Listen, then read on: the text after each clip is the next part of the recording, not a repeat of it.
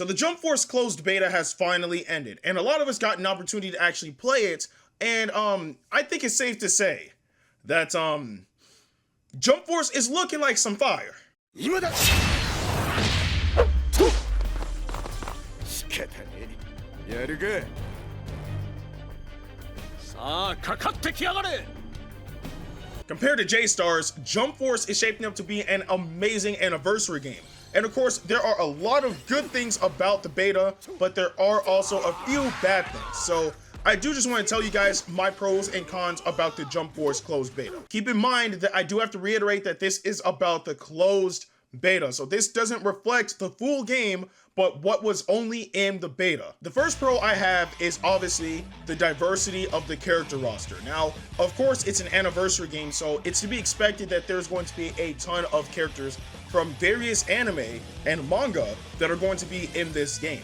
So I'm accustomed to that because I've played J-Stars and I played even Jump Ultimate Stars. But even so, just having a plethora of characters to choose from, especially in a beta, is actually a really good thing. It was honestly really cool to see characters such as Goku, Vegeta, and Frieza go up against like Luffy, Zoro, or Ichigo and Rukia. You know, especially throwing Rukia into the mix because in J-Stars, she was an assist character and now she's a playable character. So it kind of makes that an even better feeling because there's characters who kind of were thrown to the wayside in the previous game now getting the spotlight in this game, such as Rukia. So it's honestly really cool to have just a plethora of characters to choose from, especially the amount that we got to choose from in the beta. It was really cool. Not to mention that each character was unique as well, because in some anime games, they tend to have characters feel extremely similar to each other, and based on the combat style, you'll be doing the same input, but the moves that they execute are completely different. So I'm glad that they added some sort of uniqueness into each character, because it doesn't feel as if I'm playing Vegeta, for example, and then I switch to somebody like, let's say, Seiya, it doesn't feel like I'm playing the exact same character. So I'm glad that not only is the roster diverse, but each character feels unique to play as. Segueing from that, character balance in this game is actually really good. Now, comparing it to J-Stars, where character balance was all over the place, and there were certain characters that were kind of overpowered, this game doesn't seem to have that issue. Now, there are some characters that are stronger than others, such as I would personally believe that the best character in the game was Rukia, but it wasn't as if she was so overpowered that when she stepped foot on the field, you can't beat her or you can't win the match because she's out there. That's not how it is. She definitely has strong qualities, but she can definitely be defeated. So I'm actually really glad that they found a way to balance the game so that you can pick any character and stand a chance against any character. On top of that, this is just based off the characters that we have in the beta, so for how strong Rukia may be now, we could see another character that can just completely counter her when the full game comes out. But again, with what we had in the beta, just because she was on the field doesn't mean that she was invincible. Even though, personally, I thought she was the best character in the beta, but any character was able to beat her. That's why I'm really happy that the balance in this game is much more stable than how it was in J-Stars. In this day and age, the current standard engine for game development is Unreal Engine 4, and I personally believe that it did this game justice because Jump Force is a beautiful looking game. Now, I know some people may be back and forth because people have different graphical preferences, but to me personally, I think that they really hit the nail on the head. Like, these graphics look extremely good, down to the characters, to the stages, and even all the effects that go with it. Because I know one big gripe that I had when Jump Force was first revealed was that there's way too many particle effects, and it seems that with this beta, they actually toned that down significantly while still retaining the quality of the characters and the stages, and it all around looks amazing. This is easily the best looking anniversary game that we had, again comparing it to J-Stars, where although J-Stars did not look bad, it still doesn't compare to what we get in Jump Force. So I really do think that using Unreal Engine 4 was a fantastic choice for them to choose as a game engine. Now, this is something that a lot of people were shaky of by just looking at gameplay, but after playing the beta, I think we can all universally agree that the combat is extremely fluid. Because I get where people are coming from, where it seems like it looks extremely stiff, but to actually execute the controls by using either square or triangle to land light or heavy attacks, even circle to do grabs, or even landing special or ultimate attacks, the combat in the game is extremely smooth. So I'm glad that they found a way to make it that way, because I was honestly worried before I actually played the game at E3 that the combat was looking stiff, or it was going to be clunky or slow, but it's actually fairly fast paced and it's extremely engrossing when you really get down to it. I'm hoping that there's actually like a deeper learning curve to the game, because again, with the beta, we can't really test everything out because we have such a short, limited time. But at the same time, we still got to get a decent feel of the combat. And again, it is safe to say that the combat is fluid. It flowed really well, it worked really well, and I'm glad it is the way it is. One thing that anime games have been having issues with as of late is online stability. And it's safe to say that with Jump Force, it doesn't have that problem, because the online features in Jump Force have worked flawlessly throughout the beta. Now, comparing it to a game such as, for example, Xenoverse 2, where there's a ton of lag and there's a ton of desyncing, this game doesn't have that issue. If somebody's lagging, the match will stop and wait for the connection to get back up to par before you can continue. But if their connection is just completely bad, then it will disconnect the match.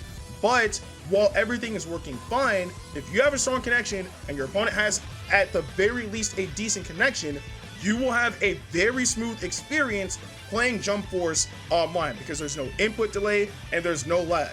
So I'm glad that there's actually a stable online for a game that's going to revolve heavily around online, because if the online features didn't work, then this game would instantly tank. So I'm glad that online stability actually functions properly in an anime game. Now, this next one truthfully is a pro, but I do get why people were kind of on the opposite side with this particular feature, and that is the option to use a created character.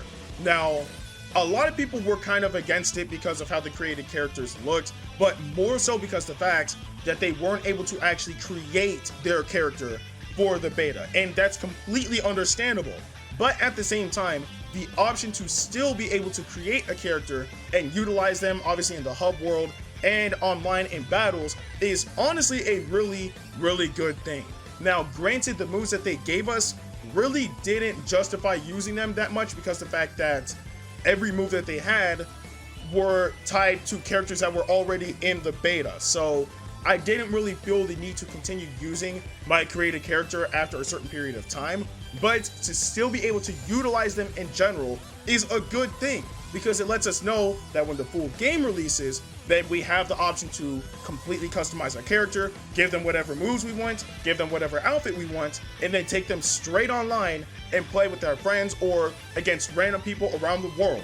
And I was able to do that in the beta, you know, minus the actual creation aspect. But it's still cool to have created characters in this game and to be able to utilize them online, because again, with CACs, it's pretty much putting myself into the game. So it was a good experience, and I'm glad that they included it. Stage transitions. You guys don't understand. I need you guys to hear me again. Stage transitions. That is one of the coolest features that was implemented in this game. It's such an extra feature that is not necessarily needed, but the fact that it's included enhances the experience even more. I'm telling you guys, when I actually launched my opponent, sending them flying to Lord knows where, is such a satisfying feeling. You guys don't even understand. Or if you actually did get the stage transition off, then you do understand. It's such an extra feature that's not necessarily needed, but the fact that they included it is freaking awesome. It looks great and it feels so good to land it on an opponent. Thank you for adding something like this, because we didn't need it, but I'm so glad that we have it. Segueing from that, if we're talking about immersion, then I think the next thing to actually list is the battle damage, because games as of late have been including battle damage, but it's like, I don't know what they did with Jump Force in particular, but how intense of battle damage they receive is a lot more engrossing than what I've seen in other games as of late. For example, if you were to use characters like Seiya or Vegeta, if they were to get like completely blown back, Seiya loses all of his armor, or Vegeta will have like half of his armor torn off, or if you were to use Ichigo, he'll have his sleeves torn off, or etc, etc. You guys get my point. Just how engrossing the battle damage is because of how intense they make it is honestly a cool feature. Again, is it something that we necessarily need in the game? Honestly, no. But the fact that we have it in is really awesome because it enhances the experience overall. It really makes me think that if I land a powerful hit on my opponent, they're taking a crazy ton amount of damage.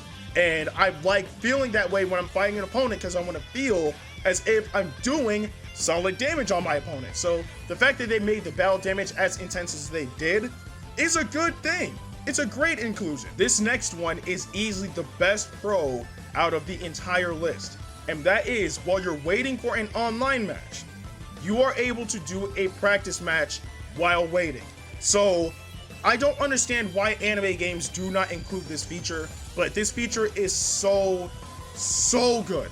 And the main reason is because I know you guys have probably tried to hop into a match and either you're bored because you hopped into the lobby late and you can't play, or whatever the case may be, but to be able to warm up before your match is a fantastic feature, because it's something that I wish was in, let's say, the Xenoverse series, or even the Storm series, or whatever anime game that I may have played as of late. But I wish that a feature like this was in the game, and now there is. Like, we can go into a practice match while we're waiting for an opponent. That is a fantastic idea, so that way we don't get bored while we're waiting for a match, or we don't get rusty as we're waiting for a match. We can actually take our team and practice online until we find an opponent and then go from there. Thank you so much for adding that feature. It's an extra feature, but one I see critical towards, I guess, the development of games in this day and age. And the last thing is that this game is extremely easy to pick up and play. There's not an extremely deep learning curve to play this game. You can honestly just pick it up and play straight from the get-go. Although you can go to training mode, figure out the controls and get slightly better, because there's somewhat of a learning curve, I should say. And there are certain things that other people will be able to do that you may not be able to do right off the bat. But of course, if you just go into like training mode real quick and learn the controls a bit more, then you'll be able to do what everybody else is doing. So I'm glad that this game is actually extremely accessible, because as an anniversary game, the last thing that you want to do is make it complicated for anybody to play, seeing that it's supposed to be a celebration of anime and nobody's going to pick it up because they can't play the game. That would be a huge detriment to the game. So the fact that it's accessible is a very smart choice. Now, we talked about all the pros, but of course, with every pro, there is a con. So let's get into the cons. First one is that there were occasional combo drops. Now, I found this happening particularly with my team of characters, which was Vegeta, Seiya, and either Zoro or Ichigo, and sometimes when I create a character. But I noticed that sometimes when I would do the light combo, they would completely fall out of the combo and I would keep on attacking past the opponent. I don't understand why that happens, because obviously if I'm landing my attack on you, I should be continuing my attack on you. So I don't know, it's probably just a beta issue. I'm fairly certain that it is, and it can easily be fixed so that the tracking of the attacks works slightly better. But it was something that kind of threw me off, and I knew it threw off a lot of people I was playing the game with. So again, I'm pretty sure it's just a beta issue, and I know for a fact that they would fix it. But for what the beta had to offer in particular, there were occasional combo drops, and that did frustrate me quite a bit, because I know I've lost a few games because of the fact that my combos were dropping. This next one was actually a bit more frustrating than combos dropping, and that was that certain characters had really strange hitboxes. Two in particular that I recall are Rukia and Blackbeard. With Rukia, her ultimate attack is a thin beam of ice that shoots forward at the opponent, and then of course if you get caught, then her ultimate will continue. But I remember that even if I sidestepped out of the way from that attack, I would still get caught by the hitbox, and that doesn't make any sense because the beam is an extremely thin beam of ice, so that if you were to sidestep, you should be completely out of the way of the ultimate attack. And then with Blackbeard, his grab has a strange hitbox because it's kind of like a vacuum, where if you're right in front of him and he does his grab, it will kind of suck you closer to him, and then he'll grab you and then execute his throw.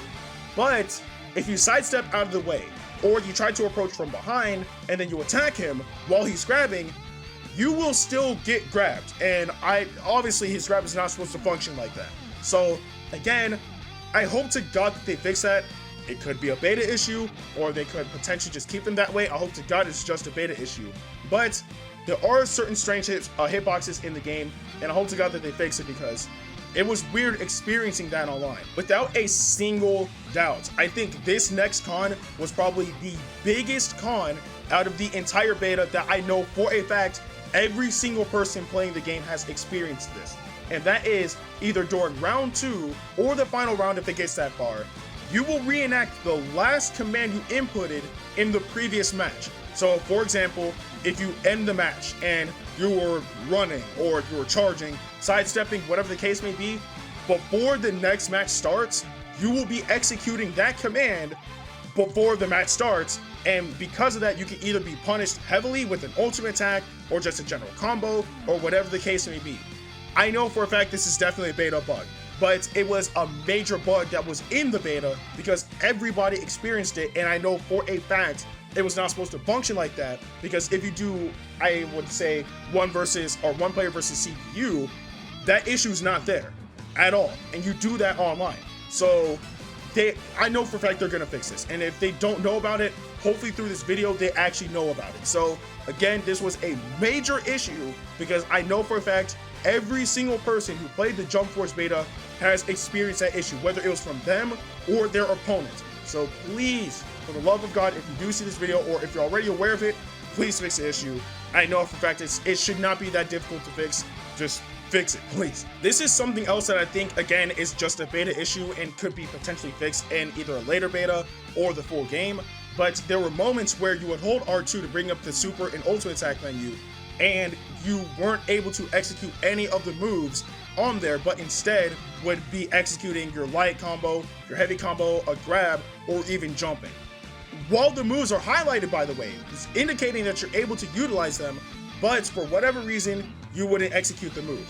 I don't know how this is even possible, because once you hold R2, I'm expecting that afterwards, if I press any of the face buttons, I'm going to execute whatever super or ultimate attack is on that screen, but that wasn't always the case. There would be multiple times where I'm fighting an opponent and I would lose battles because all I have to do is land a super attack or an ultimate attack, but instead I'm jumping or I'm doing a light combo and then they end up with invincibility frames or whatever the case may be, and it was extremely frustrating.